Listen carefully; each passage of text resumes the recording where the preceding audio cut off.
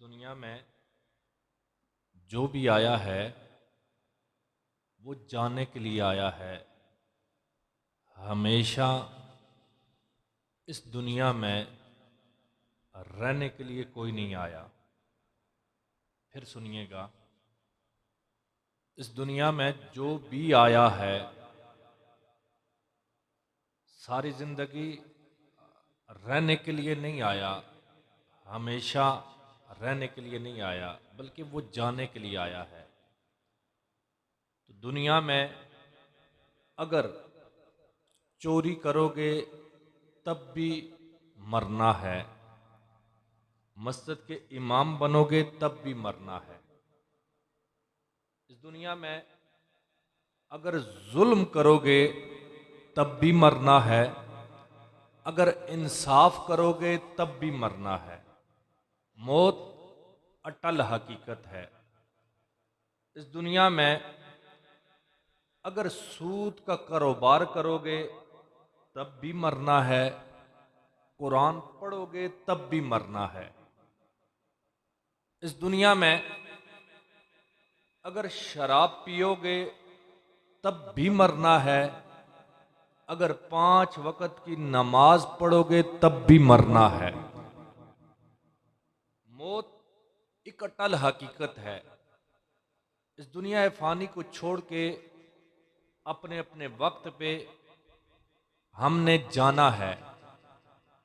इमाम गजाली रहमतुल्लाह अलैह आप फरमाते हैं कि हर जाने वाला, जिस तरह फैसल शाह साहब के वालिद इस दुनिया में नहीं रहे, चले गए, इमाम गजाली फरमाते हैं कि हर जाने वाला पीछे रहने वालों पे एक एहसान करके जाता है। सैयद मकबूल हुसैन शाह साहब इस मोहल्ले में रहते थे, इसी बस्ती में रहते थे। वो चले गए, लेकिन वो एक एहसान करके गए। इसी तरह इमाम गजाली फरमाते हैं हर जाने वाला पीछे रहने वालों पे एक एहसान करके जाता है। पूछा गया, हजरत क्या जाने वाला जायदाद छोड़ के जाता है, ये एहसान करके जाता है? आपने फरमाया नहीं। पूछा गया, हजरत जाने वाला पीछे अपनी औलाद के लिए मकान, बंगले, कोठियां छोड़ के जाता है, अपने बच्चों पे ये एहसान करके जाता है? फरमाया नहीं। पूछा गया इमाम गजाली से कि जाने वाला, मरने वाला, दुनिया फानी को छोड़ के जाने वाला, वो दौलत, पैसा, बैंक बैलेंस छोड़ के जाता है, ये एहसान करके जाता है? फरमाया नहीं। पूछा गया इमाम गजाली से, आप कहते हैं हर जाने वाला, हर मरने वाला, हर मौत का जायका चखने वाला पीछे रहने वालों पे एक एहसान करके जाता है। न वो दौलत का एहसान करके जाता है, न वो पैसे का एहसान करके जाता है, न वो जायदाद का एहसान करके जाता है, न वो मकानों का एहसान करके जाता है। पूछा गया इमाम गजाली से, हजरत फिर आप बताएं वो जाने वाला, मरने वाला कौन सा एहसान करके जाता है? आप फरमाते हैं दुनिया वालों, वो जो जाता है पीछे रहने वालों पे ये एहसान करके जाता है, ओ दुनिया वालों, ओ मेरे बच्चों, मेरे बेटों, मेरे पड़ोसियों, मेरे मोहल्लेदारों, आज मैं इस दुनिया से जा रहा हूं, कल तुमने भी जाना है। आज मुझे गुस्ल दे रहे हो, कल तुम्हें भी कोई गुस्ल देगा। आज मुझे कफन पहना रहे हो, कल तुम्हें भी कोई कफन पहनाएगा। आज मेरी चरपाई को उठा रहे हो, कल तुम्हारी चरपाई को भी कोई उठाएगा। आज मुझे कब्र में डाल रहे हो, कल तुम्हें भी कोई कब्र में डालेगा।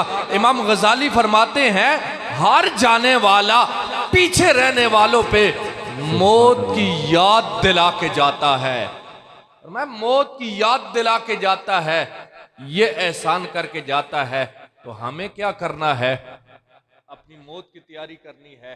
वो जाने वाला तो चला गया, पैगाम दे के गया, कुल्लु नफ्सिन जायकातुल मौत, हर नफ्स ने मौत का जायका चखना है। तुमने भी जाना है, तुमने भी मौत का जायका चखना है।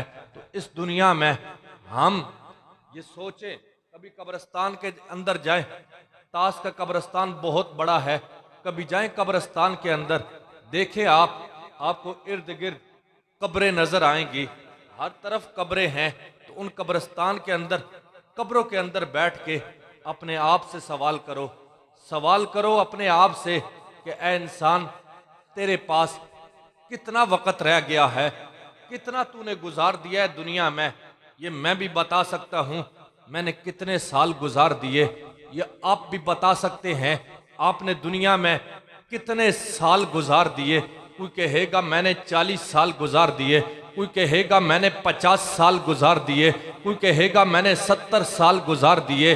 जो गुजार दिए वो मैं भी बता सकता हूँ, आप भी बता सकते हैं, लेकिन आने वाले सांस की भी खबर नहीं, आने वाले पल की भी खबर नहीं, आने वाली घड़ी की भी खबर नहीं। तो जब आने वाले सांस की भी खबर नहीं, घड़ी की भी खबर नहीं, वक्त की भी खबर नहीं, कदम उठने की भी खबर नहीं, तो फिर हमें क्या करना है?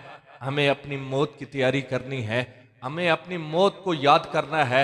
ये आज ये सांसें चल रही हैं, सांसों की कड़ियां आपस में जुड़ी हुई हैं, हमारे पास इन सांसों की कदर नहीं, हमारे पास इस वजूद की कदर नहीं, हमारे पास इस जिंदगी की कदर नहीं। कभी जाओ ना अस्पताल के अंदर, इमरजेंसी वार्ड के अंदर, खुदा न करे कोई आपका घरेलू घर का बंदा हो, इमरजेंसी वार्ड में दाखिल हो, बड़ी सख्त उसकी हालत हो, बाहर पड़ोसी भी खड़े होते हैं, वालिद भी खड़ा होता है, माँ भी खड़ी होती है, बहन भाई भी खड़े होते हैं। वो डॉक्टर जब इमरजेंसी वार्ड से बाहर निकलता है, मरीज अंदर होता है, तो हर कोई आगे बढ़ता है, बाप भी आगे बढ़ता है, माँ भी आगे बढ़ती है, बहन भाई भी आगे बढ़ते हैं, बेटे पोते पोतियां भी आगे बढ़ के डॉक्टर से एक ही सवाल करते हैं सारे मिलके, हमारा मरीज कैसा है, हमारा मरीज कैसा है। खुदा ना करे अगर डॉक्टर एक जुमला कह दे, डॉक्टर कह दे मैंने बड़ी कोशिश की लेकिन उसकी सांसों की कड़ियां टूट चुकी है, वो मौत का जायका चख चुका है, मर गया है, फिर तुम्हें पता चलेगा ये जो सांसें हम ले रहे हैं ये कितनी बड़ी अल्लाह की नेमत है। आज हमारे पास कदर नहीं, वक्त है आज अल्लाह ने दिया हुआ है, टाइम अल्लाह ने दिया हुआ है, आज वक्त है, तौबा कर लो, अपने रब को राजी कर लो, नमाज पढ़ लो। वो क्या कहते हैं, अज सावी ने खुले रावी ने ए टोर रोज टुकड़े नहीं, तुर पईए ते पेंडे मुक जांदे, कर बैठया पेंडे मुकने नहीं। आज वक्त है, तौबा कर लो, आज सांसें चल रही हैं, आज कान सुन रहे हैं, आज जबान बोल रही है, आंखें देख रही हैं, हाथ पकड़ रहे हैं, कदम चल रहे हैं, वजूद सलामत है, हम मस्जिद में आ भी सकते हैं, नमाज पढ़ भी सकते हैं, कुरान खोल के इसकी तलावत भी हम कर सकते हैं, माँ बाप की इज्जत भी आज हम कर सकते हैं, माँ बाप का एहतराम भी आज हम कर सकते हैं, माँ बाप के साथ हुस्न सलूक भी आज हम कर सकते हैं, माँ बाप के साथ अदब के साथ आज हम पेश आ सकते हैं। माँ की इज्जत किया करो, बाप की इज्जत किया करो, मौत की तैयारी करो, नमाज पढ़ो, कुरान पढ़ो, खुदा के इस घर को आबाद करो। ये जो माँ बाप खुदा ने नेमत दी है ये बहुत बड़ी नेमत है। आज पूछो फैसल शाह साहब से, फूल शाह साहब से, कि कितनी बड़ी नेमत थी वालिद की, माँ बाप की आज कदर करो। अगर जिंदा है कल ये चलेंगे। वो लोग खुश नसीब होते हैं जिनको घर में दाखिल होने से पहले, सबसे पहले बेटा शाम को घर आता है, शाम को जब घर आता है, नौकरी से आता है, काम से आता है, धंधे से आता है, वो बेटा खुश नसीब है जिसे सबसे पहले घर के अंदर या माँ का चेहरा देखना नसीब होता है या बाबे का चेहरा देखना नसीब होता है। वो लोग खुश नसीब है जिनको घर में दाखिल होने से पहले माँ बाप का चेहरा देखना नसीब होता है।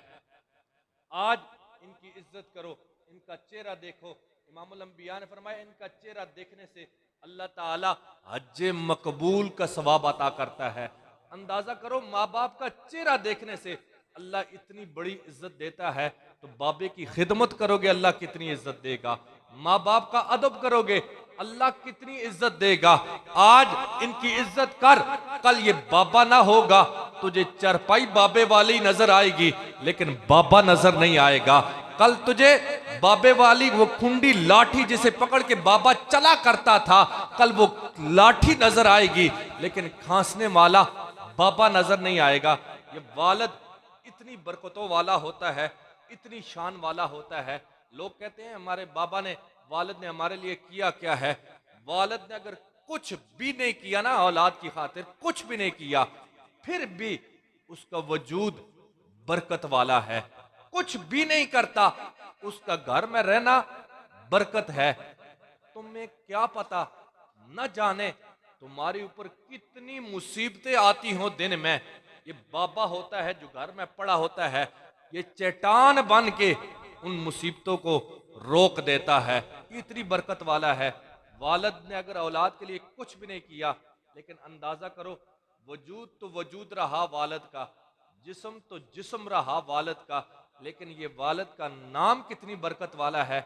आज मेरे शनाख्ती कार्ड पे मेरे वालिद का नाम है, आपके शनाख्ती कार्ड पे आपके वालिद का नाम है।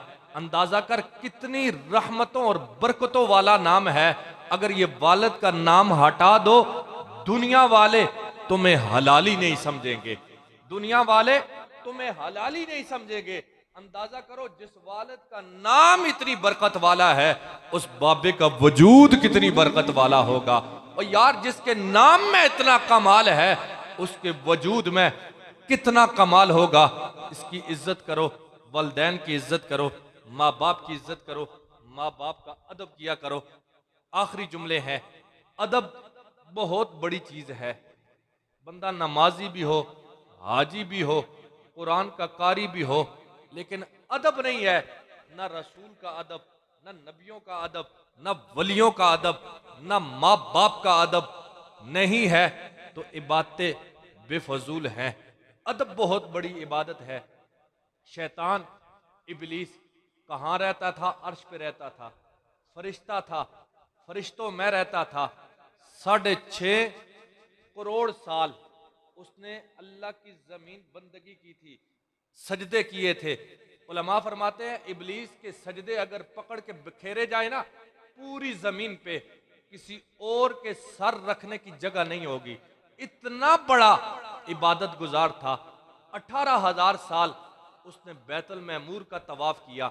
जिस तरह आज काबातुल्लाह है, हम काबे का तवाफ करते हैं, इबलीस ने बैतुल महमूर, ये फरिश्तों का काबा है बैतुल महमूर, उसने 18,000 साल बैतुल महमूर का तवाफ किया था।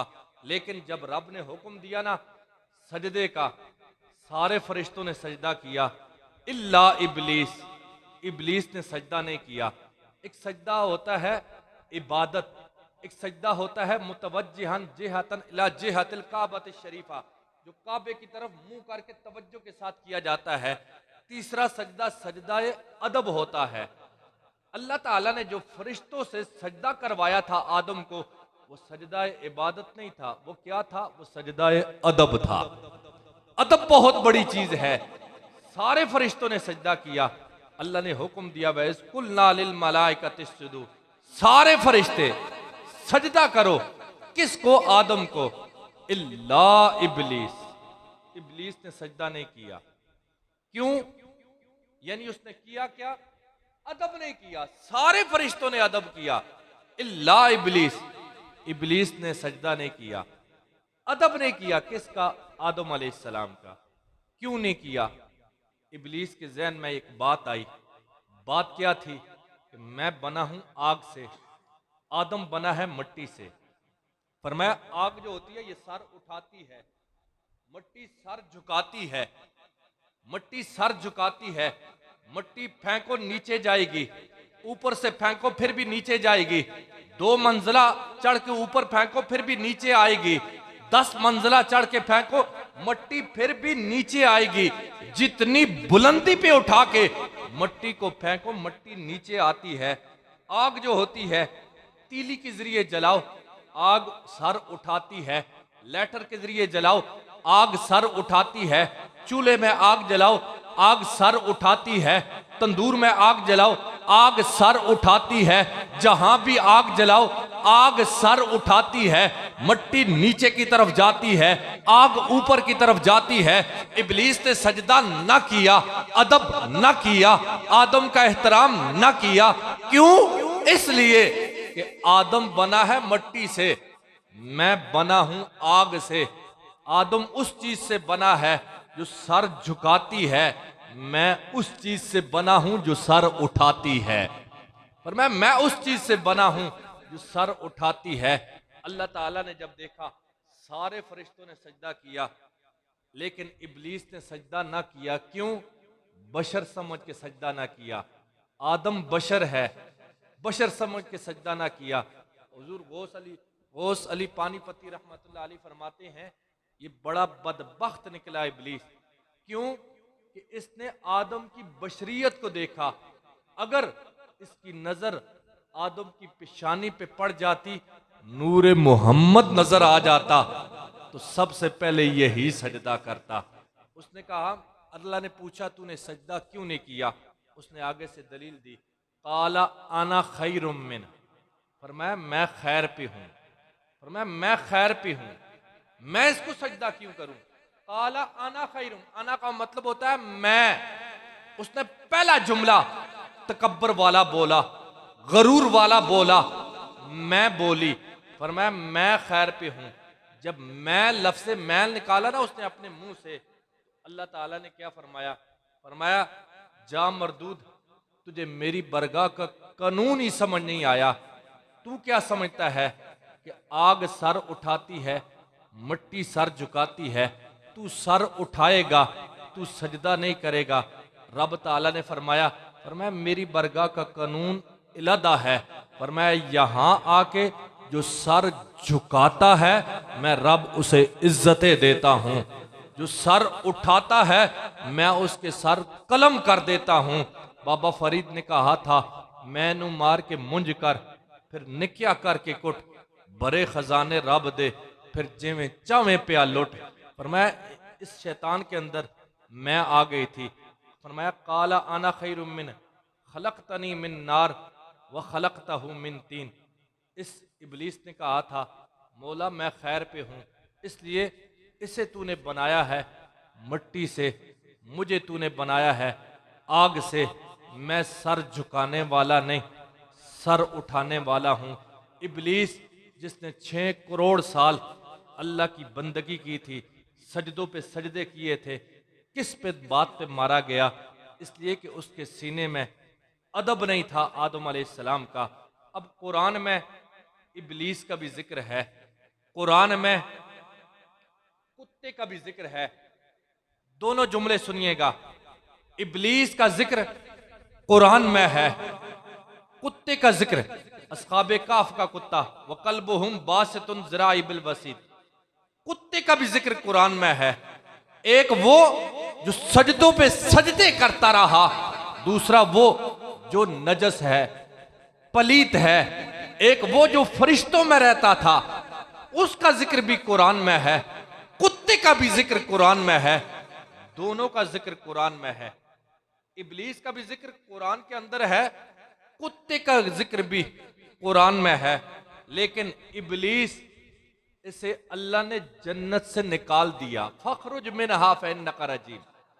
इब्लीस को अल्लाह ने जन्नत से निकाल दिया, कुत्ते को अल्लाह ताला जन्नत देगा, कुत्ते को अल्लाह जन्नत देगा। अब दोनों का जिक्र कुरान में है, लेकिन एक को अल्लाह ने जन्नत से निकाल दिया, दूसरे को अल्लाह जन्नत देगा। वजह क्या है? इसलिए कि इब्लीस के अंदर नबी का अदब ना था, कुत्ते के अंदर वलियों का अदब था। और मैं कुत्ते के अंदर वलियों का अदब था। अदब बहुत बड़ी चीज है। माँ बाप की इज्जत करो, माँ बाप का अदब करो। कल ये ना होंगे, आप रोओगे, अपने मुकद्दर पे रोओगे, रो के कहोगे काश मैंने जिंदगी में अपने वालिद की खिदमत क्यों ना की, मैंने जिंदगी में अपने वालिद का अदब क्यों ना किया। अक्लमंद वो बंदा नहीं है जिसके पास बड़ा पैसा हो वो अक्लमंद नहीं जो मोहल्ले के अंदर 3 मंजिला कोठी बना ले। वो अक्लमंद नहीं जो सुबह किसी और गाड़ी पे घूमता है, शाम को किसी और गाड़ी पे घूमता है, जिसके पास पैसा है, बैंक बैलेंस है। वो अक्लमंद नहीं, बल्कि अक्लमंद वो बंदा है जिसने अपने जिंदगी में जीते जी माँ को भी राजी कर लिया, अपने बाप को भी राजी कर लिया। वो बंदा अक्लमंद है जिसने दुनिया में अपने वालिद को भी राजी कर लिया, अपनी माँ को भी राजी कर लिया। अफसोस होता है ऐसे ऐसे बुजुर्ग हमें देखने में मिलते हैं। गर्मियों का मौसम होता है, किसी बाबे को देखो वो बाजार में दुकान के आगे किसी फट्टे पे बैठा हुआ धूप में नजर आता है। किसी को देखो वो दरख्त के साए में बैठ के सारा दिन गुजार देता है। किसी बाबे को देखो 70 साल का बाबा, वो दिन को 12 बजे मस्जिद का दरवाजा खोल के मस्जिद की कलीनों पे आके पंखे चला के लेटा हुआ नजर आता है। ये क्या वजह है? उस बाबे से पूछ, बाबा सारा दिन कभी दुकान के फट्टे पे बैठा हुआ तू नजर आता है, कभी किसी दरख्त के साए में बैठा हुआ तू नजर आता है, कभी मस्जिद के अंदर कलीनों पे पंखे चला के लेटा हुआ तू नजर आता है। बाबा क्या वजह है? तेरा घर भी है, घर के अंदर बिजली भी है, घर के अंदर पंखे भी लगे हुए हैं, कूलर पंखे भी लगे हुए हैं, एसी भी लगे हुए हैं, तेरे बेटे भी हैं, तेरे भतीजे भी हैं, तेरे पोते भी हैं, तेरी पोतियां भी हैं। लेकिन तुझे जब देखता हूं कभी दुकान के आगे बैठा हुआ नजर आता है, कभी दरख्त के साए में बैठा हुआ नजर आता है, कभी मस्जिद के पंखे चला के मस्जिद के अंदर तुझे देखता हूं तू बैठा हुआ नजर आता है। खुदा की इज्जत की कसम, उस बाबे की आंखें तुझे जवाब देंगी, उस बाबे के आंसू तुझे जवाब देंगे। वो बाबा कहेगा रो के, बेटा मेरा भी दिल करता है मैं घर के अंदर दिन को दोपहर के वक्त घर के अंदर पंखे चला के लेटूं, लेकिन क्या करूं जब घर के अंदर दोपहर के वक्त दिन के अंदर घर में लेटता हूं, मेरी बहुएं मेरी बेटियां मुझे ताना देती हैं, ओ बाबा सारी दुनिया बाहर घूमती है, तू हर वक्त घर में लेटा रहता है, घर में ही पड़ा रहता है। यानी उस बाबे की आंसू तुझे जवाब देंगे। अब मेरे बेटे मुझे घर के अंदर लेटने नहीं देते। मेरा भी दिल करता है मैं अपनी आंखों के सामने पोतों को खेलता हुआ देखूं, मेरा भी दिल करता है मैं अपनी आंखों के सामने पोतियों को खेलता हुआ देखूं, लेकिन वो बाबा रो के जवाब देगा, पंखा चलाता हूं तब भी ताना मिलता है, लेटता हूं तब भी ताना मिलता है, बच्चों के साथ लाड करता हूं तब भी ताना मिलता है। क्या ये उसी दिन के लिए इस बाबे ने एड़ी से लेकर चोटी तक जोर लगाया था मकान बनाने के लिए, बंगला बनाने के लिए, कोठी बनाने के लिए? इस बाबे ने बड़ी मेहनतें की थी। इस बाबे ने तेरी खातिर न दिन देखा, न रात देखी, न गर्मी देखी, न सर्दी देखी, न सुबह देखी, न शाम देखी। ये टोकरियां उठाता रहा औलाद की खातिर, ये मजदूरियां करता रहा औलाद की खातिर, ये दिन रात एक करता रहा औलाद की खातिर। गर्मी बड़ी सख्त है, इन दिनों में धूप बड़ी सख्त है। खुदा की इज्जत की कसम, सख्त धूप में परिंदे भी साया तलाश करते हैं, परिंदे भी सख्त धूप में साया तलाश करते हैं। लेकिन ये वालिद होता है, ये बाप होता है, सख्त धूप में ये फिर भी जाता है औलाद की खातिर मजदूरी करने के लिए, चंद पैसे कमाने के लिए, चंद रुपए कमाने के लिए। मेरे बच्चों का पेट पल जाए, ये बच्चों के लिए खाने का इंतजाम करता है। ये बाबा होता है जो बच्चों की फीसों का इंतजाम करता है। ये बाबा होता है जो बच्चों की पढ़ाई का इंतजाम करता है। और यार जब बारिश होती है, बारिश में जानवर भी साया तलाश करते हैं, लेकिन जब बारिश होती है बाप के कदम नहीं रुकते। बादल कड़कते हैं, बाप के कदम नहीं रुकते। आंधियां आती हैं, बाप के कदम नहीं रुकते। तूफान आते हैं, बाप के कदम नहीं रुकते। जहां जानवर रुक जाते हैं, लेकिन बाप के कदम फिर भी नहीं रुकते। वो फिर भी जाता है बारिश में, जाके मजदूरी करता है, टोकरियां उठाता है। किसकी खातिर? औलाद की खातिर। इसलिए उस बाबे की बड़ी मेहनतें हैं, वालिद की बड़ी जिद्दोजहद है। अपने बाबे की कदर कर, माँ की इज्जत कर, बाबे का अदब कर। इसलिए कि जब ये ना होंगे तू रोएगा, तू पछताएगा। आज वक्त है, वलदैन की इज्जत करो, वलदैन का एहतराम करो। आज हमारा ये नारा है, हमने बड़ी तरक्की कर ली। और यार क्या हमने तरक्की कर ली, हमने घरों के अंदर टैले लगा ली, ये हमने तरक्की कर ली। हमने फर्श पे मार्बल लगा ली, ये हमने तरक्की कर ली। 2-2 मंजिला हमने कोठियां बना ली, क्या ये हमने तरक्की कर ली। क्या हमारे आला से आला मकान बन गए, ये हमने तरक्की कर ली। क्या खाक हमने तरक्की की है। बाजारों में जाके देखो, 70 साल का बाबा, 80 साल का बाबा तुझे रेड़ी लगाता हुआ नजर आएगा। क्या ये हमारे मुल्क ने तरक्की की है। और यार किसी बाबे को देखो, वो दरख्त के साए में बैठा हुआ नजर आएगा। किसी बाबे को देखो, वो भीख मांगता हुआ नजर आएगा। किसी बाबे को देखो, वो रक्षा चलाता हुआ नजर आएगा। क्या ये खाक हमने तरक्की की है। इसको हम तरक्की नहीं कहते। तरक्की क्या थी, आओ तुम्हें एक जुमले में मैं बताता हूं। तरक्की का ये दौर नहीं, तरक्की का दौर वो था जब जवान औलाद अपने बूढ़े वलदैन को अपने कंधों पे उठा के हज पे लेके जाया करती थी। वो तरक्की का दौर था जब औलाद माँ बाप को अपने कंधों पे बिठा के हज पे लेके जाया करते थे। वो तरक्की का दौर था। अपने वलदैन की इज्जत करो, माँ बाप का एहतराम करो। इसलिए ये हैं तो बहारें हैं, ये ना होंगे तो बहारें खत्म हो जाएंगी। आज मुफ्त में माँ बाप अपनी औलाद के लिए दुआएं करते हैं। मुफ्त में, कोई लालच नहीं होती। आज मुफ्त में इनसे दुआएं ले लो। कल तू कहेगा पीर साहब 1000 रुपए ले मेरे लिए दुआ कर। तू कहेगा मौलवी साहब 500 ले मेरे लिए दुआ कर।